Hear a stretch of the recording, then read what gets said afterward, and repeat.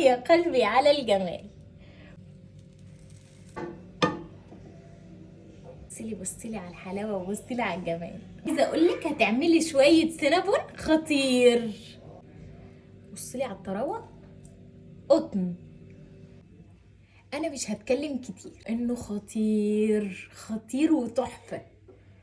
شويه سينابون رول بس ايه، قمر. هنعمل النهارده انجح وصفه سينابون هتجربوها، ومن النهارده مش هنجيب سينابون من بره تاني.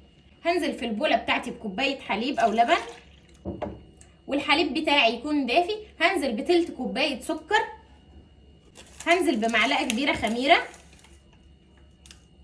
اهي، يعني تقريبا كيس. هفضل اقلب فيه لحد ما السكر والخميره يدوبوا مع بعض. اسيب الخليط بتاعي على جنب 10 دقايق لحد ما الخميره بتاعتي تتفاعل وتعمل فقاقيع على الوش كده، يبقى كده تمام نقدر نشتغل بيها. جبت العجان بتاعي، هنزل ب4 كوبايات دقيق، هنزل بتلت كوبايه زبده سايحه، هنزل ببيضتين بدرجه حراره الغرفه، هنزل برشه فانيليا ويستحسن تكون فانيليا نوعها كويس، هنزل بمعلقه صغيره خل. بس خلاص الخميره بتاعتي شوفوا عملت فقاقيع على الوش كده، يبقى الخميره بتاعتي تمام اكتف وشغاله. هنزل بقى بالخليط ده على الدقيق، هعجن بقى.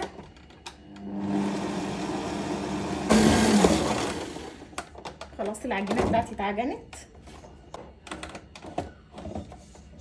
العجينه بتاعتي بقى خلاص اهي، انا هغطيها وهسيبها تخمر براحتها. العجينه بتاعتي فيها بيض ولبن، فهي هتقعد وقت شويه عبال ما تخمر، مش زي العجينه العاديه. العجينه بتاعتي بصوا طريه قوي قوي قوي قوي قوي، يعني طريه جدا وبتلزق بس خفيف، ما بتمسكش في الايد. هحطها على جنب بقى تخمر، وبعدين لما تخمر هنتقابل نشوف هنعمل فيها ايه. العجينه بتاعتي خلاص خمرت اهي وبقت كلابيزو على الاخر.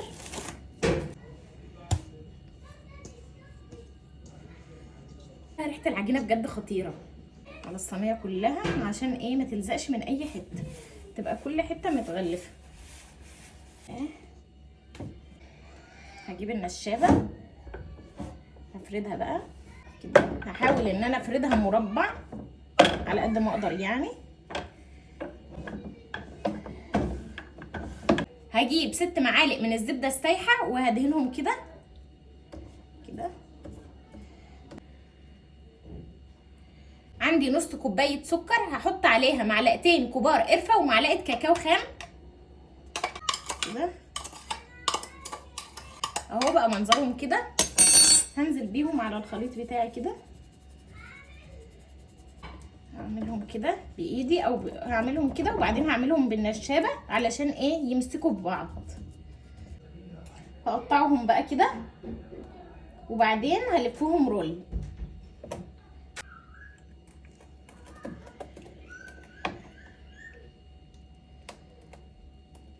هلفهم رول بقى كده.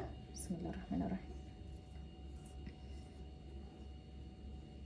اقول لكم ان هو طري جدا جدا جدا فوق ما تتخيلوا. هجيب الطرف اللي في الاخر واقفله كويس عشان ما يفتحش مني. بصوا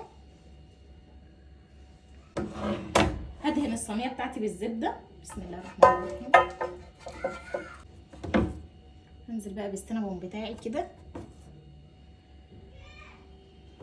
بصوا هغطيها بقى واسيبها تخمر نص ساعه كمان وبعدين اوريها لكم. هنعمل بقى الصوص اللي هنحطه على السينابون. معايا كوبايه من السكر البودره، معايا ربع كوبايه من الجبنه الكيري او الفيلادلفيا، معايا ربع كوبايه من الزبده بدرجه حراره الغرفه، يعني طريه، زبده طريه. هحط معلقتين من اللبن، اضربهم في الخلاط او بالهاند بلندر او اي حاجه او بالمضرب او باي حاجه. بس خلاص الصوص بتاعي خلاص كده جاهز. السينابون بتاعي خمر وبقى قمر. هدخله بقى الفرن على درجه حراره 200 على الرف اللي في النص لمده 20 دقيقه، وبعدين نتقابل في الفاينل لوك.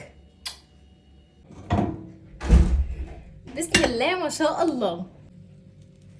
عايزين تزينوه بصوص كراميل يمشي، عايزين تزينوه بصوص شوكليت يمشي، اللي تحبوه.